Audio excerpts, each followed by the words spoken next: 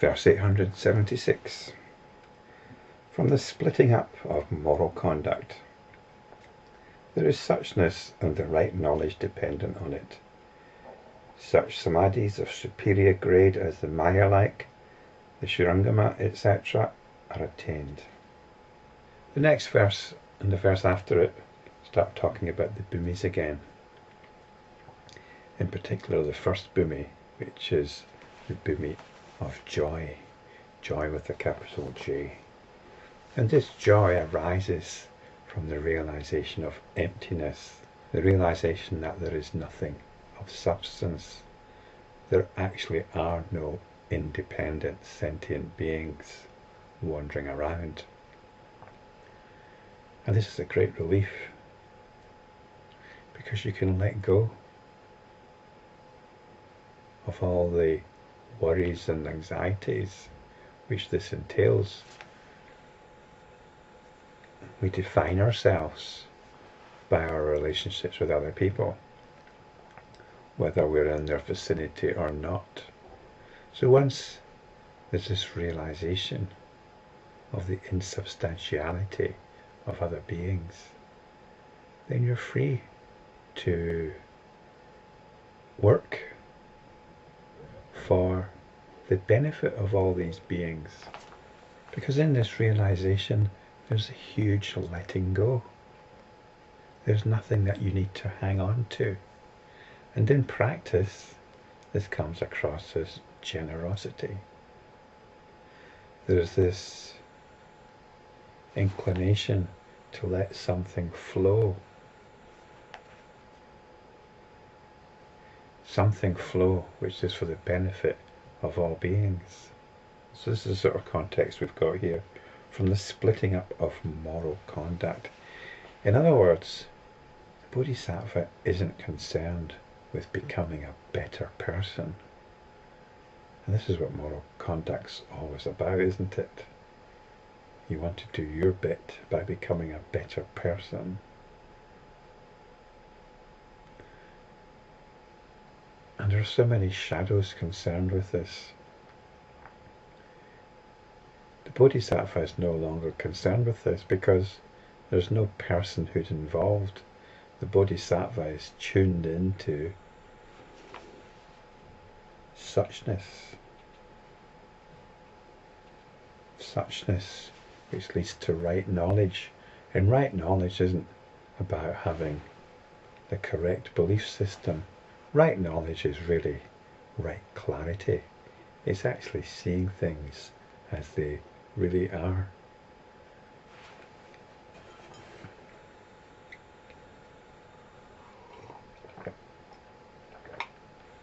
And this vision entails particular behavior.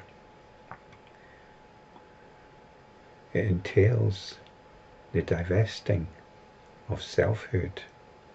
It entails exuberance and enthusiasm, sometimes understood as faith in the Dharma. This is what the first stage Bodhisattva is concerned with. This Bodhisattva is operating from the freshness of realization and wants to communicate this.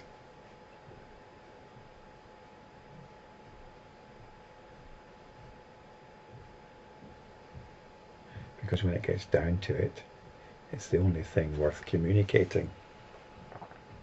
And where does this Bodhisattva abide? This Bodhisattva is abiding in particular Samadhis. These Samadhis are realizations. The first one is described as Maya-like.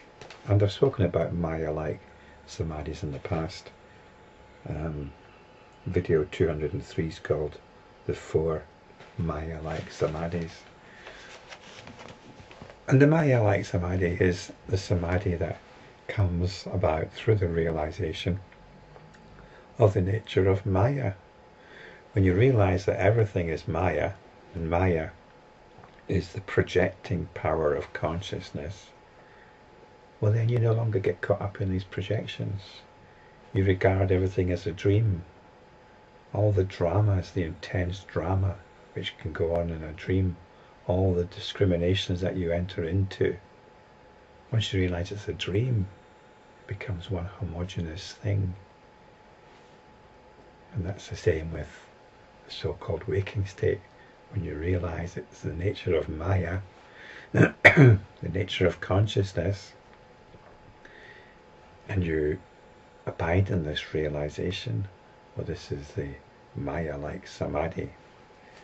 And another Samadhi is mentioned here, the Surangama. There's a Surangama Sutra, but this is actually referring here to the Surangama Samadhi Sutra, which is a different thing. I haven't actually read that one, although it reminds me of a sutra I mentioned recently called the Samadhi of Direct Encounter with the Buddhas of the Present. There's a little article about it on Wikipedia, and it's one of these texts which put the Buddha or the Buddhas into the vast cosmic perspective. And this really is about dwelling in the realization of the true nature of our ordinary consciousness. It'd be quite nice to do a series of videos on one of these sutras, the Samadhi of Direct Encounter or the Surangama Samadhi Sutra. Because one of the problems which I find personally is my lack of appreciation for the real nature of the awareness which is hearing this. It's something that has to be worked on. It isn't when you practice that you suddenly discover this wonderful land of nirvana that you walk into.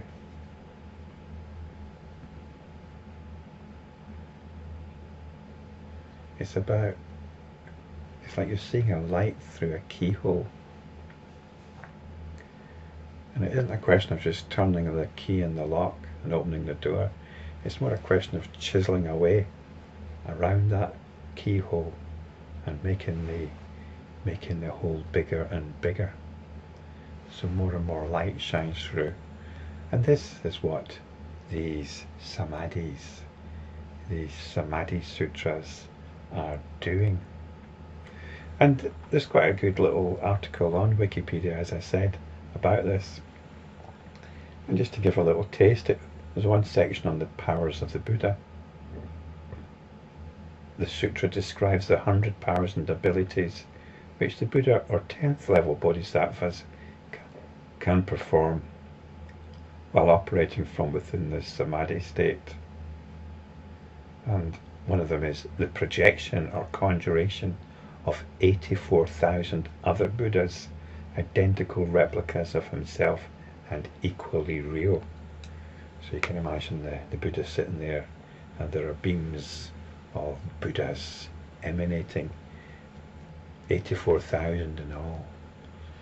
And you might think, well, what's this got to do with anything? But 84,000 is apparently the number of ailments that we as human beings can be afflicted by. So in other words, there's a Buddha for every ailment, a Buddha for every difficulty that we find ourselves in. And this is the reminder to practice once again. Through the course of the day, we find ourselves in so many situations. We find our mind entering into so many different states. But in every state, there's a possibility of encountering a Buddha, or the Buddha, and of remembering once again our true nature. So this is really about entering into the everyday once again, and seeing the everyday as the arena of our spiritual practice. Verse 877. By entering into the various stages, the psychic powers and the self-masteries, the knowledge of the Maya lightness of existence and the will body are obtained, and there is anointment by the Buddhas. So this is describing once again this process of entering into the bhumis, the various stages. We get this talk of psychic powers and self-masteries. I've got a video on self-mastery, video 273, and the psychic powers and self-masteries are part of the usual lists that we get about some of the benefits to be obtained from following this.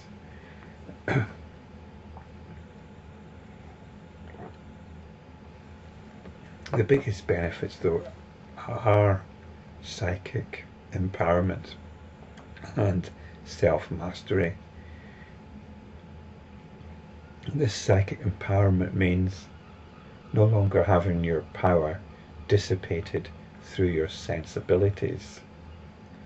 This is true mastery, when you're no longer caught up in the addictive nature of your own sensibilities, no longer continually fueling them.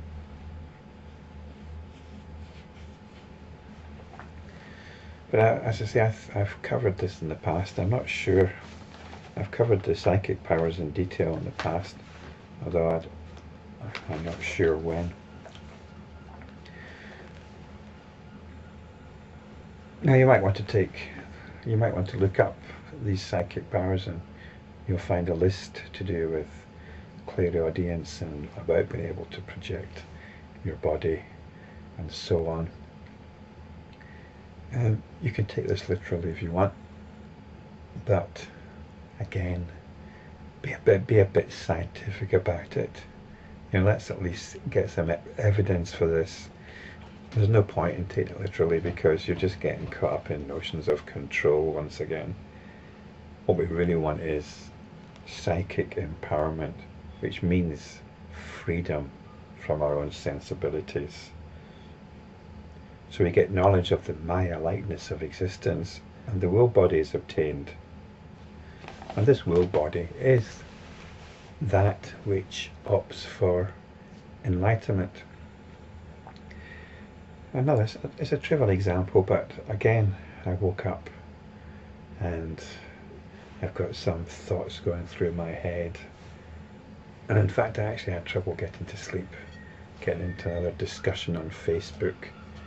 But I'd also been reading Ron Henschel's dissertation, The Unborn and the Emancipation from the Born. And it's actually a very inspiring piece of work. And it reminded me to practice once again. This is the great thing about any of these texts, the reminder to practice. So while I was having all these thoughts about how I'm going to reply to this latest thread on Facebook, on a Facebook discussion, I thought, hang on, let's just practice. Let's practice. Let's come back to the clear light of pure awareness. Come back to the body, come back to the breathing, and come back to the true nature of awareness, the appreciation. Come back to the appreciation of this awareness, the very joyous, as the first bhumi is called. And then I got to sleep. And I woke up in the early hours again, my mind wanting to race. But again, practice, practice. So this is about psychic mastery. It's about the will to practice rather than to let the mind run amok.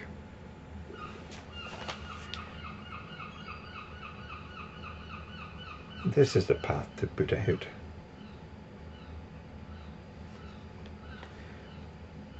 In verse 878, when the world is seen as quiescent, the mind ceases and the first stage of joy is attained, and finally they will reach Buddhahood. So this sums it up. We have the option of abiding in joy, unconditional joy.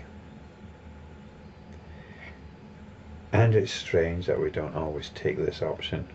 It's strange in myself that I don't always take this option. I have to realize the absurdity of this. Because this is the option. This is the option we have.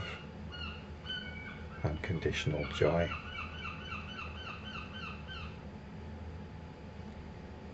There is still the momentum of the habit energy, of course, but when we have such a wonderful option, let's just keep going for it.